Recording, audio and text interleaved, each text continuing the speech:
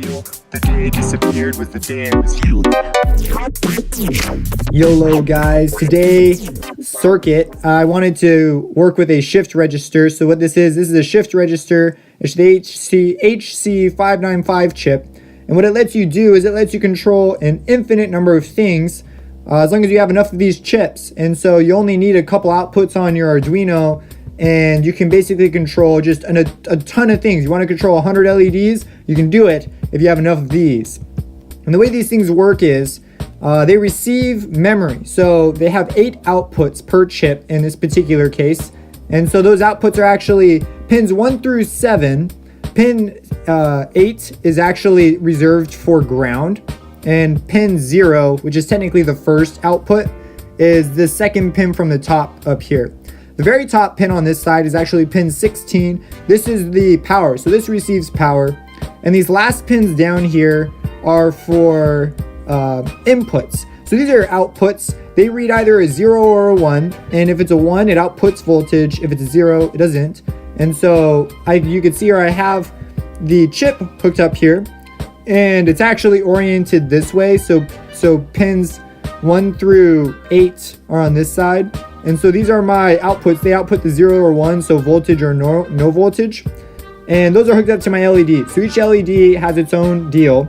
And each LED is going to ground with a 220 ohm resistor. Because, you got to have those resistors if you're going to use LEDs. On the other side, you see these are connected to my buttons. And the buttons, so the way this thing works is, how do you tell it, whether or not these are zeros or ones? Well, on this chip, you have a clock in and a data in. So you can go look at the spec sheet if you want, but the third one from the top, I believe, is the data. I can't remember at the moment, but I believe this one was the data. And then there was one for the clock in, which I believe was actually the third one from the bottom. Then you had a clock out, a master reset, and also something to tell the chip to receive information. Because if it needs something to say whether or not it should be in a receiving state. And this last pin, pin 9, actually goes to serial. So that's how you would hook up multiple of these. You would just send it through the serial pin. And that would allow you to control like a whole bunch of things. So what we have here is this one on my setup is the data line. So this is the data line. This one is the thing that tells it whether or not it's in a receiving state. I'll talk about that one last. This one is the clock out. So this reads whatever's in memory. This is clock in. So clock in will control, whether or not a 0 or 1 is read into memory. Data line basically says we are receiving memory. And clock out reads whatever is in memory. As soon as memory has been read, it is no longer in memory. It's gone. So as soon as the memory's out, it's out. And this last green one right here, this is actually the master reset. So this chip can actually store whatever is in memory if you haven't read it out. It can actually store it and just keep it in there even if it's powered off. So that's a pretty handy tool. But if you want to clear that, you can actually use this pin, the master reset pin, to completely reset it. So how does this work? Well, I'm going to hold down my data in. So I have data in is now on and it is ready to receive data. If I put a clock pulse here, so I put a clock pulse, what I just did was I read a 1 into memory. And if I put my clock out, it'll read whatever's in memory. And we see here that a 1, the first LED is lit up. If I want to read another one, what I can do is I hit this, hit my data in, and I do another clock pulse. It just shifted that one over and put another one. So we would expect to see 2 lights. Lo and behold, we see 2 lights. If I go again, 1 more, 3 lights, 4 lights.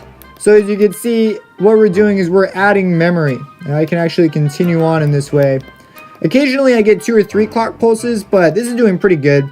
And the reason it does good, because you might be getting weird results, there's 2 pretty important pieces to this schematic besides the push buttons.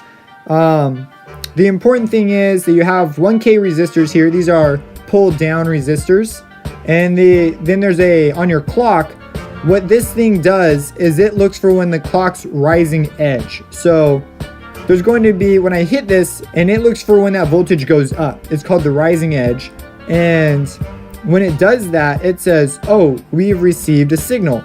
So I have here I have a 104 picofarad capacitor, and this just makes, it's called debouncing. It makes the signal a lot easier to separate from physical pushes. I originally had here a 22 picofarad capacitor, but that was not working at all. It was all erratic and weird, and I'd get like 8 clock pulses.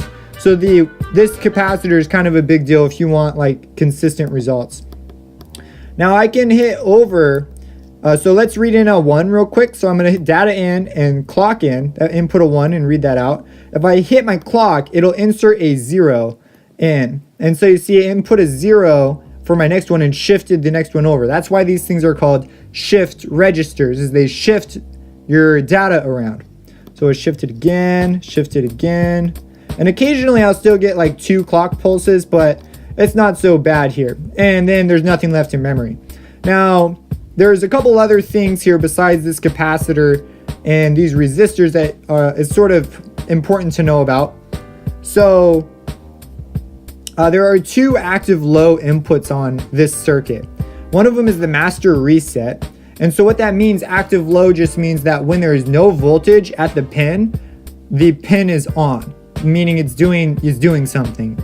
So the master reset, when I connect it to ground, and that causes this. So we want the active reset to be high. That way it's not resetting whatever it is we're doing. But I have active reset on right now. Off right now. And it's high, whatever. The active reset is high. That way it doesn't keep resetting whatever it is I'm doing. So that's important to set it up correctly. And then for this second one, you notice I haven't touched this second one.